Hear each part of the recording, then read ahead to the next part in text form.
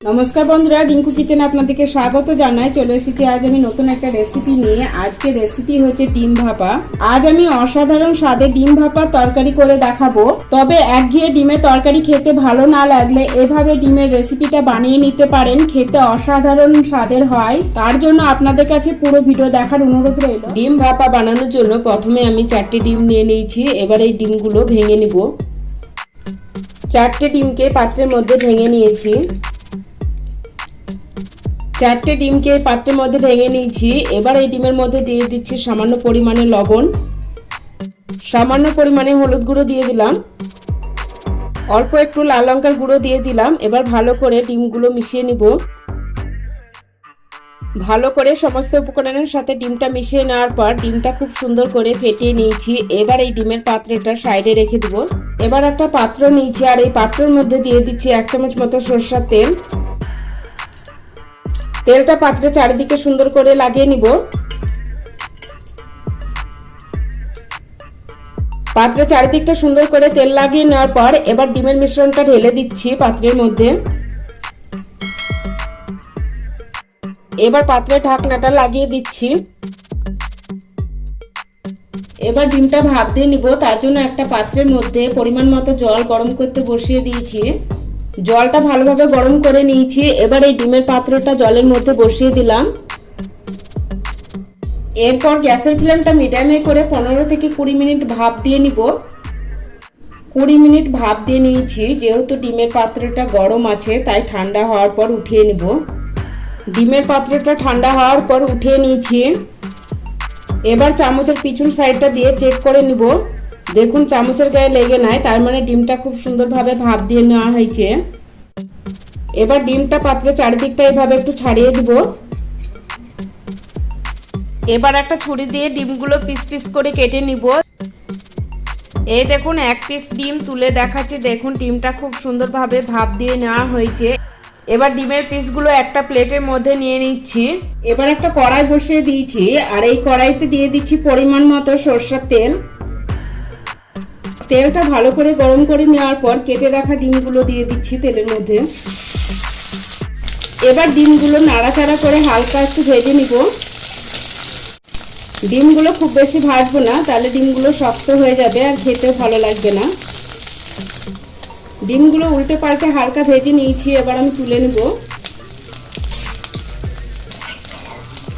ডিমগুলো তুলে নিয়ে একটা পাত্রের মধ্যে রেখে দিচ্ছি। আবারও ওই কড়াইতে পরিমাণ মতো সরষের তেল দিয়ে দিলাম। তেল গরম করে নেওয়ার পর এই তেলের মধ্যে কিছু গোটা মশলা দিয়ে দিচ্ছি। দিলাম 2টো শুকনো লঙ্কা, 4টে লবঙ্গ, 2টো ছোট এলাচ, 2টো মুখ ফাটিয়ে দিয়ে দিলাম, একটা তেজপাতা দিয়ে দিলাম আর দিয়ে দিচ্ছি 1/2 চামচ মতো গোটা জিরে। এবার এই গোটা মশলাগুলো একটু ভেজে নিব। গোটা মশলাগুলো একটু ভেজে নিয়েছি আর গোটা মশলা থেকে দারুণ একটা গন্ধ বেরিয়েছে। এবার দিয়ে দিচ্ছি 2টো মাঝারি সাইজের কুচনো পেঁয়াজ। এবার পেঁয়াজটাকে একটু নাড়াচাড়া করে ভেজে নিব। পেঁয়াজটাকে নাড়াচাড়া করে হালকা ভেজে নিয়েছি। এবার দিয়ে দিচ্ছি একসাথে বেটে রাখা আদা রসুন বাটা 2 চামচ মতো দিয়ে দিলাম। এবারে আদা রসুনটা পেঁয়াজের সাথে একটু ভেজে নিব।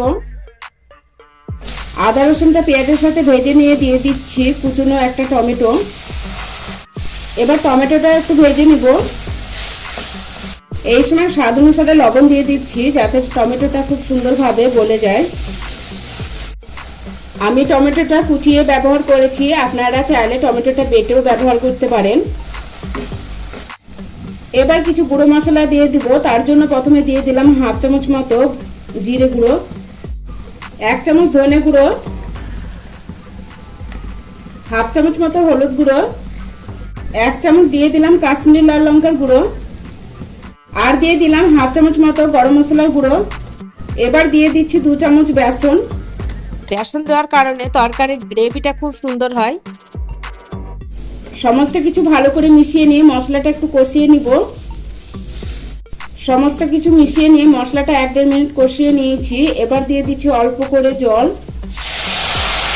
জলের সাথে মশলাটা ভালো করে মিশিয়ে নিব আর জল দেওয়ার কারণে মশলাটা পুড়ে যাবে না। জলের সাথে মশলাটা ভালো করে মিশিয়ে নিয়েছি। এবার ঢাকনা দিয়ে 4-5 মিনিট সময় নিয়ে মশলাটা কষিয়ে নিব।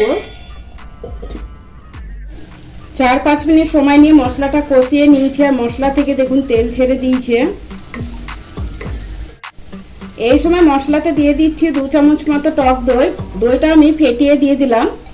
গ্যাসের ফ্লেমটা লোতে করে দইয়ের সাথে মশলাটা ভালো করে মিশিয়ে নিব। এই মশলাটা একটু সময় নিয়ে কষিয়ে নেওয়ার কারণে তরকারিটা খেতে অসাধারণ হয়। যেহেতু রান্নায় দই ব্যবহার করেছি তাই অল্প একটু চিনি দিয়ে দিলাম। চিনিটা ভালো করে মিশিয়ে নিলাম।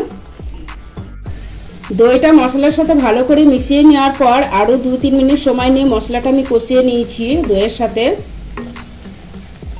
মশলা থেকে তেল ছেড়ে দিয়েছে, তার মানে মশলাটা আমার খুব সুন্দরভাবে কষানো হয়ে গেছে। এবার দিয়ে দিচ্ছি পরিমাণ মতো জল। এবার ভালো করে মিশিয়ে নিব।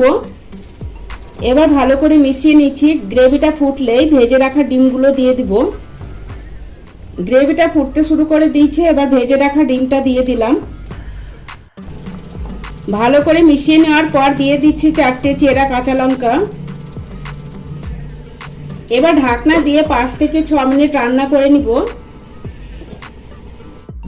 6-7 মিনিট রান্না করে নিয়েছি। এবার দিয়ে দিচ্ছি উপর দিয়ে কুচনো ধনেপাতা। ধনেপাতার সাথে ভালো করে মিশিয়ে নিলে তৈরি হয়ে গেল ভাপা ডিমের কারি রেসিপি। একঘেয়ে রেসিপি খেতে ভালো না লাগলে এভাবে ডিম দিয়ে ভাপা ডিমের কারি রেসিপি বানিয়ে খাবেন, আশা করছি আপনাদের ভালো লাগবে। তবে এই ডিম ভাপা কারি গরম ভাতের সাথে খেতে অসাধারণ লাগে। এবার আমি রেসিপিটা সার্ভ করে দিব। আমার এই রেসিপিটা ভালো লাগলে লাইক, শেয়ার, সাবস্ক্রাইব করে পাশে থাকার অনুরোধ রইল।